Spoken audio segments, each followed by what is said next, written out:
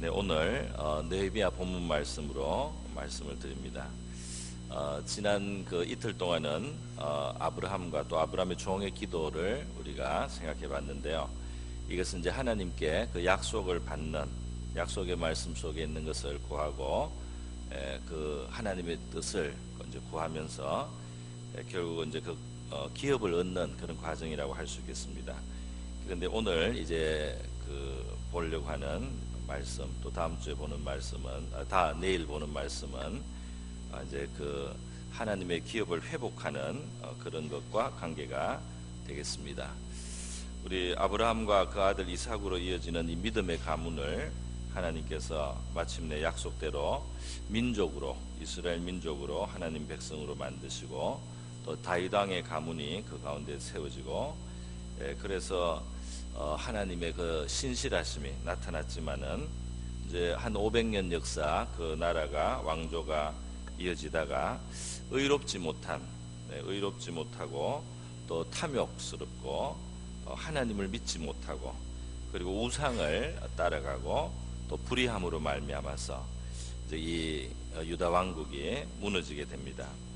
그래서 이 성경 큰 스토리, 이 성경의 큰 이 드라마는 우리 인간의 죄인됨을 보여주죠. 하나님은 신실하시지만 우리 인간이 얼마나 죄인된지를 보여주는 것이 이스라엘 민족의 역사라고 할 수 있겠습니다. 그러나 여기서 이야기가 끝나는 것이 아니라 이스라엘 민족, 그리고 다시 말해서 온 인류 속에 있는 그 죄성을 보여주는 겁니다. 샘플로서 보여주는데, 이 죄는 우리를 망하게 하지만 하나님의 하나님의 은혜도 끈질기고 깊어서요, 결국 다시 그들을 회복시키는 데까지 하나님의 은혜는 작용하고 역사한다 하는 것입니다. 그 백성들이 포로로 끌려갔었지만은 하나님께서 그 포로에서 돌아오게 하시고, 그 성전이 무너졌지만은 그것을 재건하게 하시는 바로 그런 하나님의 회복의 역사를 성경은 보여주고 있다 하는 겁니다. 그런데 이 재건을 하는 과정이 간단하지는 않습니다. 한순간에 재건되는 것은 아니다 하는 것입니다. 왜냐하면 그 주변에 민족들이 이스라엘을 또 유다 왕국을 미워하던 그런 종족들이 회방을 하고 그 회복을 굉장히 방해를 하고 그들을 늘 적대하기 때문이죠. 그래서 오늘 그 본문의 그 배경도 그렇습니다.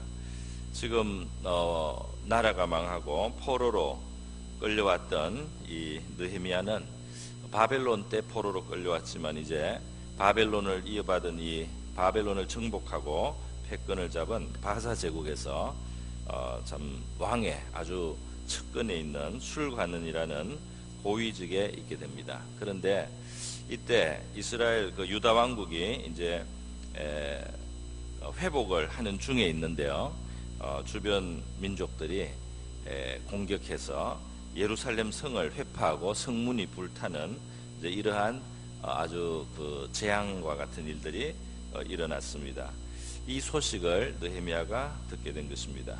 느헤미야의 마음에 있는 소원은 이 회복을 하기 위해서 예루살렘 성벽이 최소한 이게 재건이 돼야 되는데, 그 백성을 보호하는 울타리가 되는 예루살렘 성벽의 재건을 위해서 기도하는 모습이 오늘 봉독은 아니지만 그 느헤미야 1장 내용에 있습니다. 그래서 이 회복하는 일을 위한 느헤미야의 기도가 나와 있어요. 이 기도는 정말 사심이 없는 기도라고 할 수 있겠습니다. 그 자신 개인으로는 일신이 사실 안녕한 거죠. 그 포로로 와서 오히려 출세를 했습니다. 그래서 제국의 왕의 술관원이라고 하는 것은 왕이 신뢰하고 자문을 구하고 비서의 역할도 하고 또 왕의 그 안전을 지켜주는 그런 역할을 하는 굉장히 높은 지위라고 할 수가 있습니다. 그런데 그런 자기 개인으로서는 안녕 일신상으로는 정말 모든 것이 든든하지만은 그 고국의 예루살렘 성벽이 지금 또 공격을 당하고 무너졌다는 이런 소식을 들었을 때 그는 이것을 자기의 슬픔으로 여겨서요, 이제 본국을 위해서 기도하게 되는 것입니다. 사심이 없는 기도는 하나님 앞에 의로운 기도라고 할 수 있겠죠. 그래서 그 느헤미야가 기도할 때 이제 회개를 하면서 기도하는 모습을 볼 수 있습니다. 그래서 좋은 기도는 자기를 살피면서 회개하는 거죠. 근데 회개할 때도 저 사람들을 저 잘못한 사람들을 용서해 주세요. 이제 그런 차원이 아니고 나와 내 아버지 집이 범죄하였습니다 하는 우리의 죄를 자복하는 그런 마음으로 기도하는 것을 우리가 6절에서 이제 1장 6절에 보이겠습니다. 나와 자기의 집을 똑같이 이스라엘 민족이 죄악 때문에 하나님께 심판을 받아야 됐고 징계를 당해야 됐던 그게 자기를 그대로 포함시켰다는 겁니다. 그래서 이것이 이제 중보자로서의 바른 자세라고 할 수 있죠. 중보자는 그렇게 자기를 그 허물 있는 그 위치에 있죠. 사실 우리 안에는 항상 죄가 있기 때문에 우리가 이렇게 회개하고 기도하는 것은 언제나 옳습니다. 뿐만 아니라 느헤미야는 기도할 때 하나님의 예적 약속의 말씀을 기억하고 이스라엘 민족이 죄 때문에 하나님께 징계를 당하고 이렇게 흩어지더라도 하나님 앞에서 회개하고 거기서 하나님을 찾고 이렇게 했을 때는 하나님이 다시 본국으로 돌려주시고 다시 회복시키신다는 하나님의 그 이전의 약속을 기억하고 그 약속을 붙들고 그 약속을 가지고 하나님 앞에 호소하는 그런 기도입니다. 그래서 이런 기도는 정말 하나님이 기뻐하시는 기도라고 할 수 있죠. 하나님의 어떤 그 말씀을 기억하면서 하는, 말씀을 가지고 하는 이 기도가 하나님의 또 마음을 움직이고, 우리가 그런 의식으로 하나님의 말씀 우리 가운데 기억하고 사는 것이 하나님의 기뻐하시는 바이기 때문에 그렇게 기도할 때 하나님이 잘 들어주시는 거죠. 그래서 이제 이렇게 이 기도를 드렸을 때 필요한 것은 뭐냐 하면은 지금 섬기고 있는 왕이 이 느헤미야를 보내줘야 되는 겁니다. 보내줘서 거기에서 어떤 뭐 예루살렘 총독이라든지 이런 지위로 가야지 거기에서 그 성벽을 재건할 수 있는 거죠. 그래서 왕의 허락 또는 왕의 호의를 받아야만 한다. 또 왕의 은혜를 얻어야 될 그런 상황에 지금 있습니다. 그래서 느헤미야 기도는 1장 끝부분에 가면은 종들의 기도를 들으시고 오늘 종이 형통하여 이 사람 앞에서, 왕을 말합니다. 이 사람 앞에서 은혜를 입게 하옵소서, 이렇게 기도를 합니다. 왕에게 지금 왕이 허락을 받아야 되니까요. 이렇게 기도를 했을 때 이제 오늘 봉독하신 말씀대로 시간이 조금 지났는데 왕이 어느 날 이 포도잔을 드리는 그 느헤미야에게 왜 얼굴에 수심이 있느냐 이렇게 물으면서 이제 이 이야기를 할 수 있는 아주 좋은 기회가 느헤미야에게 오는 것을 볼 수 있습니다. 다시 말해서 이 기도가 응답될 때 하나님께서는 다른 사람의 마음을 움직여 주셔서 기회를 만들어 주시는 그런 상황들이 있다는 것을 우리가 알 수 있습니다. 기도가 그냥 가만히 앉아서 그냥 떨어지는 홍시를 입에 받아 먹는 그게 아니고, 기도를 했을 때 하나님은 기도의 응답으로서 우리에게 어떤 계기를 만들어 주시고 어떤 기회를 주셔서 그 일이 성취되고 이루어질 수 있는 방향으로 출발할 수 있도록 해주시는 거, 이런 것도 아주 중요한 기도의 응답이라는 거죠. 더군다나 다른 사람의 마음을 움직이는 이 하나님의 손, 이것이 이제 기도 응답 중에 하나라고 할 수 있겠습니다. 잠언의 여러 곳에 보면은 사람의 마음을 움직이시고 결국 그래서 일이 이루어지게 하시는 하나님의 그 손길에 대해서 여러 곳에서 나와 있습니다. 잠언 16장 1절에 마음의 경영은 사람에게 있어도 말의 응답은 여호와께로부터 나오느니라. 우리가 어떤 대답을 듣게 될 것인가 하는 것은 하나님께로부터 나온다는 겁니다. 그러니까 이 하나님이 어떻게 하시느냐, 작정하시느냐에 따라서 사람의 입에서 나오는 나에 대한 그 대답의 말이 달라질 수 있다는 거죠. 그러니까 이 하나님께 우리가 기도하는 것이 근본적인 것을 바꿀 수 있는 그 길이 되는 것입니다.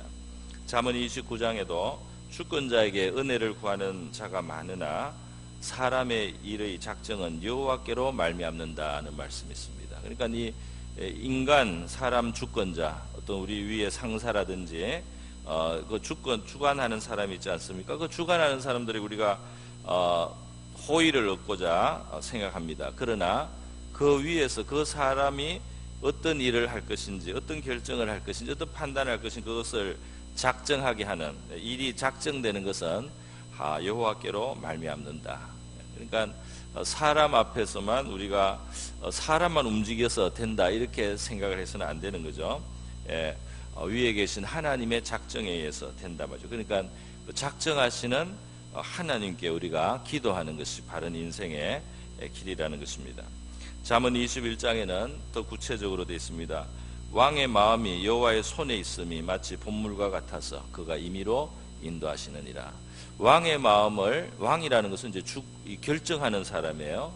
그 최종적인 판결을 하고 어떤 권세를 가지고서 어떤 일을 이쪽으로나 저쪽으로나 이걸 만들어갈 수 있는 사람이죠. 그런데 그 왕의 마음은 여호와의 손에 있다 말이죠. 그래서 하나님이 보의 물을 닫기도 하고 열기도 하고, 보의 물을 이쪽으로 트기도 하고 보의 물을 저쪽 논으로 트기도 하는, 이것은 하나님이 하신다는 겁니다. 그러니까 그 왕만 우리가 상대해서 될 것이 아니고 그 왕의 마음을 보의 물처럼 임의로 인도하시는 그 하나님께 우리가 나가고 하나님께 호소하고 하나님과의 바른 관계가 우리의 길을 형통하게 할 줄로 믿습니다. 그래서 우리는 기도하는 거죠. 기도를 하게 되는 겁니다. 느헤미야에게 왕이 왜 얼굴에 수심이 있는가? 그전에는 느헤미야가 그렇게 하지 않았습니다. 왕 앞에 항상 밝고 단정한 얼굴인데 이제 금식하면서 기도도 하고요. 그 본국에 대한 염려와 근심이 마음속에 있으니까 그건 나라를 사랑하는 마음이죠. 그 사랑하기 때문에 근심하는 겁니다. 그 수심을 보고 왕이 물었을 때에 느헤미야가 이제 대답을 하는 것입니다. 내 조상의 그 땅에 그 우리 조상의 묘실이 있는 성읍이 지금 무너졌습니다. 그 성벽이 무너지고 성문이 불탔습니다. 그래서 내가 수심이 없을 수가 없습니다. 했을 때 그걸 듣고 끝나는 것이 아니고 왕은 이미 하나님에 의해서 마음이 움직이고 있어요. 그래서 그러면 내게 너가 무엇을 원하느냐 이렇게 물은 겁니다. 그러니까 느헤미야의 기도가 이렇게 응답이 되는 거죠. 왕이 그렇게 물어주는 겁니다. 무엇을 수심이 있더라도 우리 성문이 무너졌습니다 이렇게 하더라도 왕이 지나가면 끝이잖아요. 그런데 왕이 내가 어떻게 해주기를 원하느냐 이렇게 물었을 때 절호의 기회가 온 것이죠. 기도는 기회로 이렇게 응답이 된 겁니다. 기도했을 때 기회가 주어진단 말이죠. 우리가 기도할 때 기회가 주어진다. 그 기회를 잘 붙잡아야 될 줄로 믿습니다. 그래서 이 기회를 붙잡을 때도 느헤미야가 그 기도하는 자세를 잃지 않고 4절에 보면은 내가 곧 하늘의 하나님께 묵도했다 이렇게 되어 있습니다. 대답을 하기 그 직전에 잠깐이라도 하나님 이제 기회가 주어졌습니다. 감사합니다 이렇게 하고 내가 말을 잘하게 해주십시오 이렇게 아마 기도하지 않았겠습니까? 묵도하면서 하나님 감사합니다. 내가 말을 실수 없이 잘해서 돼야 될 일이 이루어지게 해주옵소서. 이렇게 했을 때 느헤미야가 이제 왕에게 말을 하는 겁니다. 저를 그곳에 파견을 해 주십시오. 저를 그곳에 지방의 총독으로 보내주시오. 그러면 제가 그 일을 할 수 있겠습니다. 제가 어느 정도 거기에서 일을 하면 그 성벽 재건을 할 수 있겠습니다. 이렇게 왕이 받아들일 수 있는 그런 조건으로 이야기를 하고요. 또 더 나아가서 거기에서 성벽을 재건하기 위해서 이제 자기가 나가는 길을 통과할 수 있도록 그 여러 나라들이 그 중간중간에 있습니다. 이게 아주 큰 여러 나라를 통일한 아주 대제국이기 때문에 통과하는 길에 조서를 가지고 이제 그 통과하는 통과증도 받고 그 다음에 거기에 가서 이 재건하기 위해서 필요한 어떤 재료들, 어떤 목재라든지 석재라든지 이런 것들을 이제 그 징발하고 사용할 수 있는 그러한 권한을 달라 말이죠. 그리고 가는데 필요한 군대도 달라. 이렇게 필요한 것을 잘 왕에게 그 말할 수 있는 그런 어떤 판단력이 이제 주어졌던 것입니다. 그래서요 결국 일이 이루어집니다. 여러분 우리가 하나님의 은혜와 은총을 받고 기도 응답을 받는 중에는 이와 같이 사람들을 통해서 우리에게 기회가 주어지는 이런 일들이 있는 줄 믿습니다. 창세기 39장에 하나님은 요셉을 어려운 자리로 보내셨어요. 그것은 하나님의 깊은 계획과 뜻 속에서 된 겁니다. 그것이 어려워 보이는 자리지만 그것이 사실은 축복의 자리고 하나님께 귀히 쓰임을 받는 자리고 또 좋은 훈련과 연단을 받는 자리로 하나님은 요셉을 보내신 거예요. 그래서 형들의 악의가 있었지만은 그것은 하나님의 큰 지혜와 사랑이 사실은 그 밑에는 또 깔려 있는 겁니다. 그래서 요셉이 보디발, 애굽의 시위대장 보디발의 집에 가서 종으로 노예로 팔려가 있을 때도 하나님은 그 보디발 그 주인에게 요셉이 은혜를 입게 했다, 이렇게 기록이 되어 있습니다. 또 거기서 또 더 억울한 일을 당해서 감옥에 갔죠. 감옥에 갔을 때도 하나님께서는 그 간수장에게 요셉이 은혜를 받게 했다, 이렇게 되어 있습니다. 종으로 사는 거, 그리고 감옥에 억울하게 간 거, 이게 참 불행한 일이고 억울한 일밖에 보려면은 억울하고 불행하게만 볼 수도 있는 거죠. 그러나 하나님께서는 그 가운데 사실 은혜를 입도록 역사해주고 계셨단 말이죠. 우리 삶 속에 하나님이 베풀어 주시는 그 작은 은혜의 흔적도 우리가 깨달을 수 있기를 바랍니다. 그래서 이것을 긍정적으로 바라보고요, 그때 이루어져야 될 일들이 있는 것입니다. 성경에는 많은 곳에서 하나님께서 사람의 마음을 움직이시는 것들이 나타나요.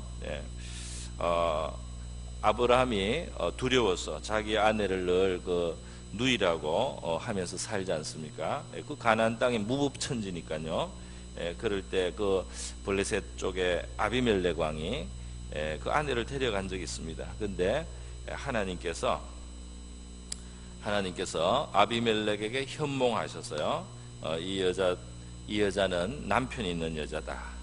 그리고 그래서 네가 이 여자에게 가까이 하지 못하도록 막았다. 너가 모르고 그랬기 때문에 내가 죄를 짓지 못하도록 막아주었다. 이렇게 하면서 이 여자를 돌려보내라. 그러면서 너가 돌려보내야 되고 그 아브라함이 너를 위해서 기도해 줘야만 너가 다시 살 수 있다. 이렇게 하나님이 그 아비멜렉의 꿈에 말하자면 겁을 줬어요. 그래서 아비멜렉이 돌려보내는 이야기가 나옵니다. 그 하나님의 손이 주변에 역사하고 다른 사람의 마음에 역사한다는 거죠. 야곱이 고생을 하고 그 아브라함의 손자 야곱이 외삼촌 집에 라반에 가서 20년간 종살이를 하고 일을 해주고도 그 라반이 혹독해가지고 이 야곱의 그 재산을 인정을 하지 않고요, 야곱이 재산을 가지고 돌아오려면 도망을 쳐서 돌아와야 될 그런 상황입니다. 그런데 사실 야곱이 움직이니까 라반이 쫓아왔어요. 그 야곱의 재산을 자기 거라고 여전히 생각을 하는 거예요. 그래서 라반이 야곱을 해치려고 사실은 3일길이나 추적을 해왔는데 이때도 하나님이 야곱을 도와주십니다. 그래서 밤에 이 라반에게 현몽해서 야곱을 건드리지 못하도록 그렇게 하나님이 그렇게 하는 거예요. 그래서 라반이 야곱을 미쳤지만은 따라잡았지만은 해치지 않고 보내주는 그런 결과가 나옵니다. 이러한 이야기들은 성경에 여러 곳에서 있습니다. 하나님은 그 돌아오는 길에 형 에서를 두려워하는 야곱이 그 천사를 붙들고 밤새도록 씨름을 하면서 말이죠, 축복을 구하는 겁니다. 그랬을 때 다음날 형 에서를 만났을 때 그 에서의 마음이 녹아서요, 이 야곱을 불쌍히 여기고 장자권을 뺏어갔다는, 사기쳐서 아주 그냥 헐값으로 그렇게 가져간 이 동생이지만 그런 것은 까맣게 잊어지고 말이죠, 그냥 절름발이가 되어서 오는 그 동생을 보고 불쌍하게 여기는 마음으로 눈물을 흘리면서 그 동생을 안게 하는, 그래서 그 화해가 이루어지게 하는 그런 역사를 봅니다. 그런 것이 하나님의 응답이라고 할 수 있겠습니다. 야곱이 돌아와서도 베델에서 하나님 앞에 그 약속을 지키고 그 성전을 세우고 이렇게 하지 않고 세상적으로 그냥 살다가 그 딸이 불행한 일을 당하고 그것 때문에 또 그 아들들이 혈기를 부려서 그 주변의 사람들 피를 흘려서 아주 어려운 일들이 생기지 않습니까? 야곱 집이 가나안 사람들의 미움을 받아서 전멸될 그런 위험을 받아요. 그럴 때도 야곱이 하나님 앞에 이제 회개하게 됩니다. 하나님 앞에 회개하고 자기 집에 있던 모든 우상들을 버리고 또 이방 풍습이 자기 집에 들어와 있는 거예요. 그래서 그런 의복이나 장신구 같은 거 이런 것도 다 거두어서 나무 밑에 묻어버리고, 그래서 이제 하나님 앞에 다시 돌아가는 그 결단을 했을 때 하나님께서는 그 주변의 민족들에게 두려운 마음을 주었어요. 이 야곱을 해치지 못하도록 보호해 주셨습니다. 할렐루야.